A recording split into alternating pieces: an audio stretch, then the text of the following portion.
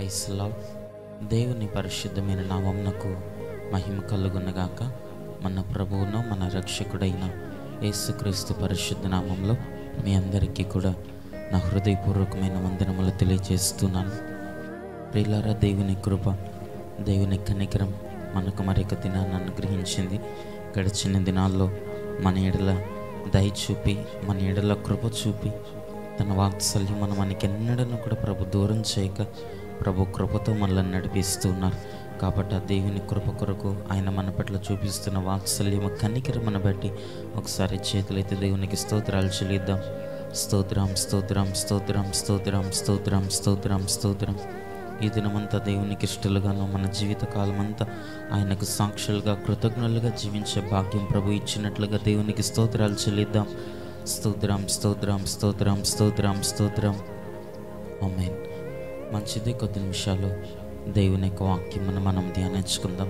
చూడండి, బైబిల్ గ్రంథంలో నుండి ఈ ఉదయకాలం దేవుని యొక్క వాక్యం మనం ధ్యానించుకున్నట్టు కొరకు యెషయా గ్రంథము, యెషయా పుస్తకము 55వ అధ్యాయము 7వ వచనాన్ని బైబిల్ గ్రంథంలో మనం చూచినప్పుడు, భక్తిహీనులు తమ మార్గములను విడువవలెను, దుష్టులు తమ తలంపులను మానవలెను, వారు యెహోవా వైపు తిరిగిన ఎడల ఆయన వారి యందు జాలిపడును, వారు మన దేవుని వైపు తిరిగిన ఎడల ఆయన బహుగా క్షమించును అనే లేఖన భాగంలో మనం చూస్తున్నాం. దేవుని నామానికి మహిమ కలుగునుగాక. హల్లెలూయా. ప్రియులారా, చదవబడినటువంటి ఆ మాటలను మనం గమనించినప్పుడు దేవుని యొక్క వాక్యంలో మనం చూస్తున్నాము కదా. ఆయన అంటున్నాడు కదా, భక్తిహీనులట వారి మార్గమును, భక్తిహీనులు తమ మార్గమును విడువవలెను అని మనం చదువుతున్నాం. భక్తిహీనులట, భక్తిహీనముగా నడుచుకునేటువంటి వారట తమ యొక్క దేవునికి విరోధకరమైనటువంటి ఆ మార్గములను నడిచేటువంటి ఆ మార్గములను విడిచిపెట్టి వారి యొక్క దుష్ట తలంపులు, దేవునికి ఆయాసమును కలిగించేటువంటి ఆ తలంపులను, ఆ దుష్ట క్రియలను, ఆ దుష్ట స్వభావమును, దేవునికి విరోధముగాను దేవునికి ఆయాసమును కలిగించేటువంటి ఆ స్వభావములు, ఆ తలంపులు, ఆ మార్గములను విడిచిపెట్టి దేవుని వైపునకు మనము తిరగాలి అని మనం చూస్తున్నాం. దేవుని వైపునకు తిరిగినప్పుడట ఆయన మన యందు జాలి పడతాడట, మనలను బహుగా క్షమించేటువంటి దేవుడిగా ఆయన కనబడతాడట. దేవుని నామానికి మహిమ కలుగునుగాక.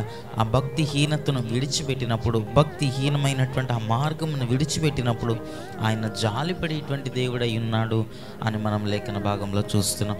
మనము కూడా మన యొక్క ఆత్మీయ జీవితాల్లో ఈ చివరి దినాల్లో దేవుని యొక్క రాకడలో మనం ఎత్తబడుట కొరకు దేవునికి ఇష్టలుగాను, ఆయనకు కృతజ్ఞులముగాను, ఆయన కోరుకునేటువంటి ఫలములను ఫలించేటువంటి ఒక వధువు సంఘముగా, ఆయన కోరుకునేటువంటి ఆ యొక్క ఆ రక్తములో కడగబడినటువంటి సంఘముగా మనము జీవించినట్లు, దేవుడు కోరుకున్నటువంటి ఆ ఫలములు మనం ఫలించి దేవునికి సంతోషకరముగా మనం జీవించినట్లుగా ఆయన వచ్చినప్పుడు, మధ్యాకాశం మీదకి ఆయన వచ్చినప్పుడు ఆయనతో పాటు మనం ఎత్తబడుటకు తగిన కృపను పొందుటకట మన తలంపులను మనం మార్చుకోవాలట. దుష్ట తలంపులను, దేవునికి విరోధమైనటువంటి ఆ దుష్ట తలంపులను, మన స్వభావమును, దుష్ట స్వభావమును, మన పాపపు నడతలను, భక్తిహీనత అనేటువంటి ఆ నడత, ఆ మార్గమును మనం విడిచిపెట్టినప్పుడట ప్రభు దగ్గర మనము కృప పొందుకుంటాం, ప్రభు దగ్గర మనం దయను పొందుకొనగలుగుతాం, ప్రభు యొక్క క్షమాపణను మనం సంపాదించుకొనగలుగుతాం. ఈ రోజుల్లో అనేక మంది వారి యొక్క ఆత్మీయ జీవితాల్లో దేవునికి ఇష్టలుగా జీవించక, దేవునికి ఇష్టలుగా నడవకుండా దుష్టుల మార్గములలో, దుష్టుల సహవాసముతో, దుష్టుల యొక్క అడుగుజాడలలో, లోకస్తుల యొక్క అడుగుజాడలలో, భక్తిహీనమైనటువంటి మార్గములలో ఈ రోజున అనేక మంది నడిచేటువంటి వారులుగా కనబడుతున్నారు. దేవుని తలంపులు, దేవుని మనస్సు, దేవుని యొక్క స్వభావమును, ఇటువంటి మంచి స్వభావమును కలిగి ఉండక ఆయన మనస్సును మనము కలిగి ఉండాలని మనం చూస్తున్నాం. అటువంటి మనస్సును ఈ రోజున అనేక మంది విడిచిపెట్టి న్యాయముగా నడుచుట, భక్తి కలిగి, భయభక్తులు కలిగి దేవుని సన్నిధానంలో జీవించుట ఈ రోజున అనేక మంది విడిచిపెట్టి దేవునికి ఆయాసకరముగాను, ఆయనకు దుఃఖకరముగాను, మన స్వభావముల వలననో, మన యొక్క క్రియల వలననో, మన తలంపుల వలననో అనేక మార్లు మనం అలాగున జీవిస్తూ ఉంటున్నాం. అందుకనే దేవుడు అంటున్నాడు కదా, ఆ మార్గములను మనం విడిచిపెట్టాలి అని మనం చూస్తున్నాం. భక్తిహీనమైనటువంటి ఆ మార్గములను మనం విడిచిపెట్టినప్పుడు, భక్తిహీనతను మనలో నుండి మనం దూరం చేసుకున్నప్పుడు, భక్తిహీనమైన మార్గమును మనం విడిచిపెట్టినప్పుడు ప్రభు దగ్గర మనము కృప పొందుకొనగలుగుతాం. దయను సంపాదించుకొనగలుగుతాం, ఆశీర్వాదమును సంపాదించుకొనగలుగుతాం, అత్యున్నతమైనటువంటి కనికరమునకు మనం పాత్రులుగా ఎంచబడగలుగుతాము.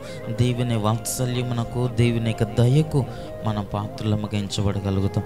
ఎప్పుడైతే ఆ మార్గములను విడిచిపెడతామో, భక్తిహీనమైన మార్గములను, దుష్ట మార్గములను, దుష్టుల యొక్క తలంపులను ఎప్పుడైతే మనం విడిచిపెడతామో, అనగా దేవునికి ఆయాసకరమైనటువంటి వాటిని ఎప్పుడైతే మనం విడిచిపెడతామో, ఆయన మన మీద జాలి పడతాడట, మనలను క్షమిస్తాడట, మన ఎడల కృప చూపేటువంటి దేవుడిగా ఉంటాడని మనం చూస్తున్నాం.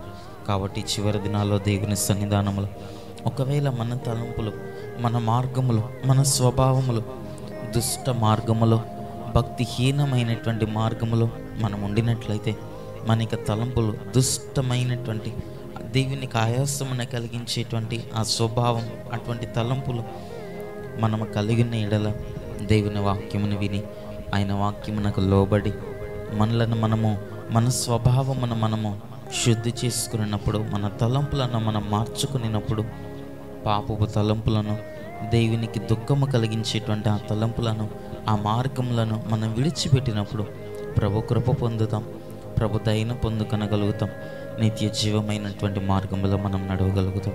కనుక అటువంటి కృప ప్రభు మనకిచ్చి, భక్తిహీనమైన మార్గంలో మనం నడవక, దుష్టుల యొక్క తలంపులను, దేవునికి ఆయాసంని కలిగించేటువంటి ఆ తలంపులను మనము కలిగి ఉండకుండా ప్రభు దగ్గర మనం ప్రార్థన చేసుకోవాలి. అట్టి కృపను ప్రభు మనకందరికీ అనుగ్రహించునుగాక. ఆమేన్. కళ్ళను మూసుకునండి, ప్రార్థన చేసుకుందాం. మహాపరిశుద్ధుడా, దయగలిగిన మా ప్రభు, నీకు స్తుతులు స్తోత్రంలో చెల్లిస్తున్నాం. పరిశుద్ధుడా, నీ వాక్యంలో మేము చదువుతున్నట్లుగా భక్తిహీనతను, ఆ మార్గమును విడిచిపెట్టాలని, దుష్ట తలంపులను మేము విడిచిపెట్టాలని నీ లేఖన భాగంలో మేము చూస్తున్నట్లు, మా యొక్క ఆత్మీయ జీవితాల్లో ఆ దుష్ట తలంపులను, భక్తిహీనమైనటువంటి మార్గములలో మేము నడవక, నీకు ఇష్టలుగాను, నీకు కృతజ్ఞులముగాను జీవించే భాగ్యం మాకు అనుగ్రహించండి. నిత్య జీవపు మార్గంలో మేము నడుచున్నట్లుగా, భయభక్తులు కలిగి నీ సన్నిధానంలో మేము నడుచున్నట్లుగా మా కృపను అనుగ్రహించండి. కనికరముతో నింపండి, దయతో నింపండి.